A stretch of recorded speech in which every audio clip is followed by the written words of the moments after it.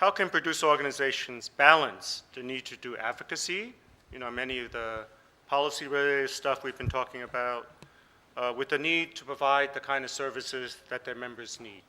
I think, this is a tough question, and I don't think it can be answered simply, but we'd like to hear some of your experiences and views on this. Any takers out there?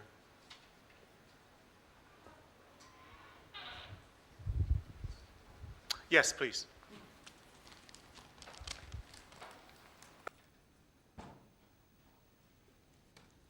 Yeah, thank you. My name's Geoffrey Wanyama. I come from Kenya. I'm the executive officer for Farm Forestry Smallholder Producer Association of Kenya. I think I have one answer to that. I don't know whether it's right or not, but I think I can share it. I think one of the things that producer organizations can do so they don't lose focus about what they're supposed to do is to build their capacity. And my experience is, like, for our case, when we started, we realized that even these, the affiliate associations that we are working with, their leaders, they don't have, their capacity is inadequate, I mean, in terms of what they are supposed to do and what is expected of them.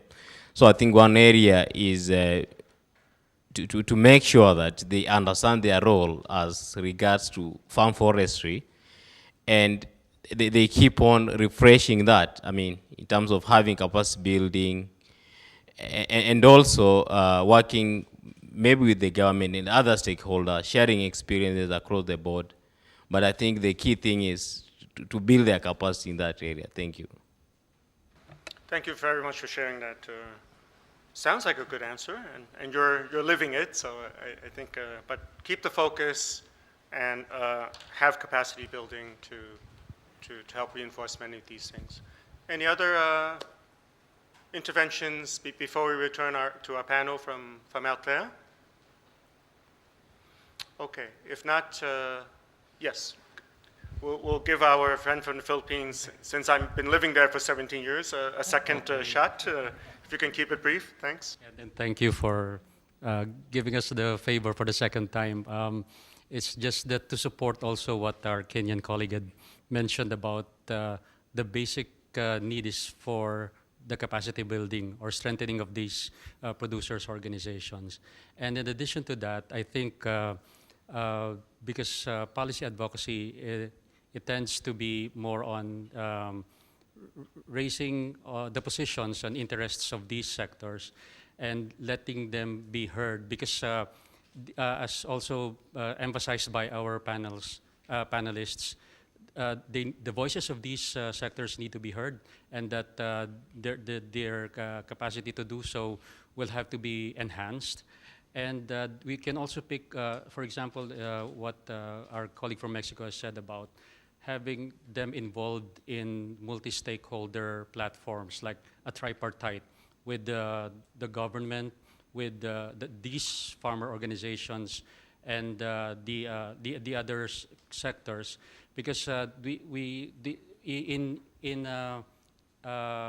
improving their services, in advocating for their needs, it would not only be just confined to their sector, but this would need to be also collaborated effectively with other sectors, because even in addressing the challenges that they face, this would not be just a one sector or some sectors that would have to move. It has to be a concerted effort of all the multi-stakeholders. Thank you. Maraming salamat again. Okay, so we'll take one final intervention here, please, before we return to our speakers. Sorry, I'm not a Filipino, but I represent the FAO. Producer organizations and cooperatives team within the Partnerships, Advocacy, and Capacity Development Office of FAO. My question is really to find out more, what are the expectations regarding the role of FAO in facilitating the processes, development of mechanisms to create this to support our member governments in creating this enabling environment And I think we're all grappling with this when we go at the country level. So maybe if we can maybe ask our member governments also directly to respond to some of these issues that we want to hear. Thanks. Thank you for that.